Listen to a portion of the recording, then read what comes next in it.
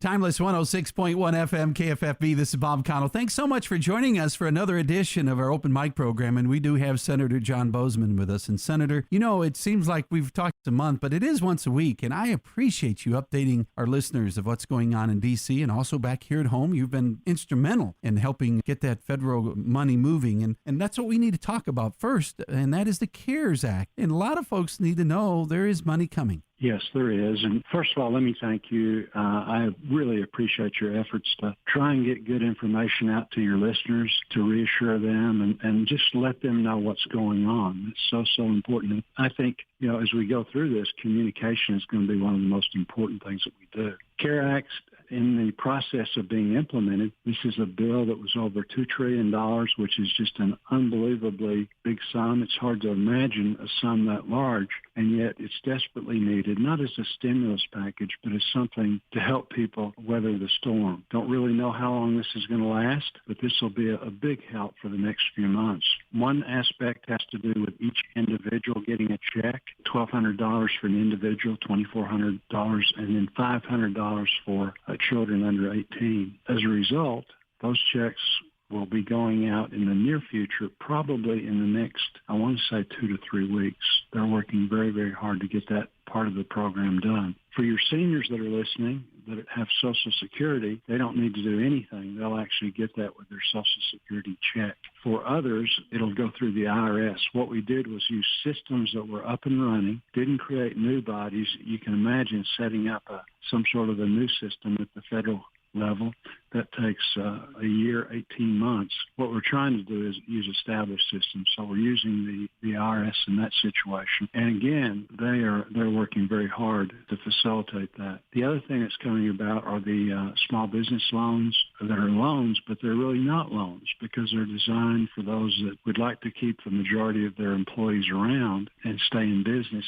In that regard, it's a loan, but, you know, practice certain things.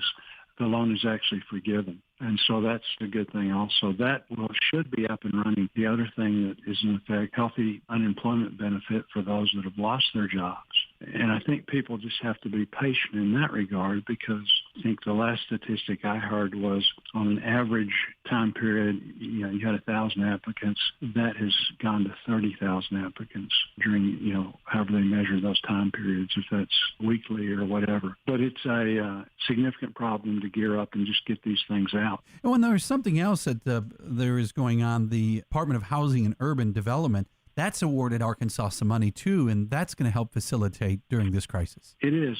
They announced that yesterday, and there's just lots of little programs like that are being pushed out to the states. I think Arkansas gets $26 million, and that has to do with helping communities if they need to retrofit facilities based on the COVID problem that we're going through, economic recovery from the COVID problem that we've got.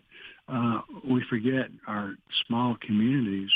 All of our communities and our state government, too, are just getting really killed by the lack of sales tax and things like that. They're like any other business. They don't have a lot of income coming in, and because they're trying to be helpful, they've got a lot of income going out. So we're trying to support them in a number of different ways also. The one thing that they're telling the folks are going on now is there's some scammers, and that's some things. The IRS is not going to call you and get information from you about your check. That's something I've heard has already started up. It has, and it's so sad. You just want to grab those people and throw them in a cell and almost throw away the key, you know, to prey on people during this very, very difficult time. There's simply no excuse for that, but it's happening. And so don't be giving your Social Security number out. No one from the government is going to be calling you and asking you about that. If you're on some of the food programs, same thing for SNAP, the food program there. Don't give your PIN number. Don't give your Social Security number. And the list just goes on and on. So when in doubt, don't. They will be notifying you by the mail. They're not going to be notifying you over email or calling you and asking you for that information. The other thing, Bob, I'd like to mention, because it's forgotten sometimes, we talk about small business benefit, but also our nonprofits and churches also are able to sign up for the small business loan program too. And again, that's a situation where you keep your employees and then As a result of that, your payroll is forgiven, your rent, interest on your mortgage, your utilities, all of the basic things that go on with running a business. So it's a great program. It's a great benefit. What we're trying to do is keep businesses intact so that once this is over, people will have be able to continue working and we won't lose as many businesses as we would elsewise. You know, when you look at the national scene, we get an update every day from the governor with his press conference, the president with his press conference. One thing nationally, it is really neat to see how the military has moved in with the Navy using the 2 Mercy ships for hospitals. And those are some things that are positive that's going on, as well as government's not stop working. I mean, just like the military is going to stop some of the drug cartels that are trying to move drugs in while we got our back turned on another problem. So that was something else that came up. Yeah, very much so. In fact, by chance, I actually was visiting with Admiral McCullum, Luke McCullum, who lives in Bentonville, Arkansas. He doesn't live there now because he's a reservist himself. He's in charge of the entire Naval Reserve program is in Washington, but he's an Arkansas guy. And in fact, his son is a member of the State House of Representatives. I was visiting with him, and he mentioned, the ships being there, and just what just the symbol that it represents to the people of New York that people have not forgotten them. Help is on the way, and those ships are massive. They have great capability. What they're doing is helping people. We forget people are still getting sick with other things. People are having appendicitis, they're having heart attacks, and all of these other problems, which the hospitals were pretty much full dealing with prior to this.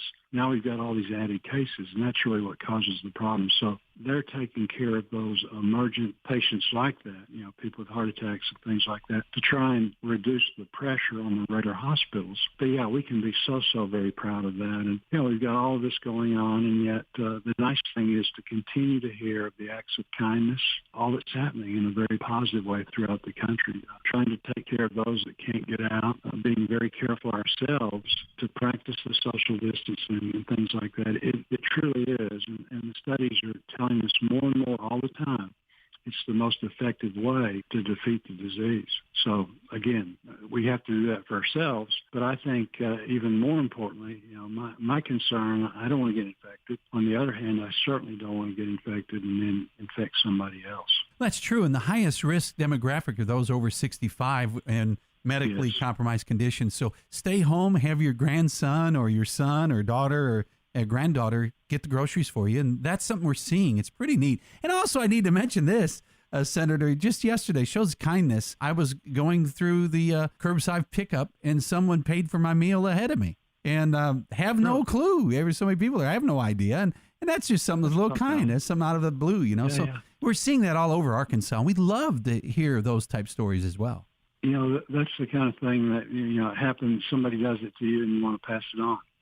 That's a great thing. Those little acts really do mean a lot. And that's what we've got to do is take care of one another. And Arkansas strong, that's one thing we can say. And another thing I'd like to mention is the nursing homes. Incredible when you think how many nursing homes are in Arkansas, how that staff has literally been in a fort by themselves, nobody in, nobody out hardly. And they've done an awesome job, really. We've got our hats off to them. Bob, they're doing a tremendous job, and they have a tough job to begin with, and those really are. That's almost a calling to being there and to be so helpful and kind to the people that occupy those facilities. And so they're doing a great job. But the trouble is, many of them now have residents that are ill from this disease. The other problem that they're dealing with is that nobody can really get in there, and so you have the people that are ill anyway, for various. I'm going through this with our family. My wife's mother is 92, wonderful lady, and had been ill for. This is a lady that worked 5 days a week until about 3 or 4 years ago. So she's a tough lady and just as sharp as she can be, but she's just worn out. And so as a result, she's been in a facility for the last couple of years, wonderful facility, but she's not doing well at all right now. So really makes it difficult in the sense that my wife and her sisters and brother can't visit, I can't visit. And so, not only are they working hard taking care of people that, have this disease, this very infectious disease, but all of the drama that's going on. And I can't tell you how kind the nursing staff has been, not only to my mother-in-law, but all of the people in that facility that really are socially isolated right now, which is a real problem in itself. We send cards and phone calls and the FaceTime. I think that's something that's going on. I have an aunt that is in a nursing home, and she's talked to everyone and her grandkids and great-grandkids now. So that's very important for us to reach out to them and keep them in our prayers too. Though that's a lot of work. And all the healthcare professionals, we're maxed out there. I agree, Todd, and I do appreciate you, giving a special shout out because, we see the others on the front lines and we tend to think about them, the nurses, the doctors, all of the different providers in the different fields that make the hospitals run. But I think we don't think as much about the wonderful people in the nursing homes that are doing a great job and really putting themselves on the line because those are fairly cramped areas, and this and that, and they're in the middle of it, especially the facilities that actually have the disease now.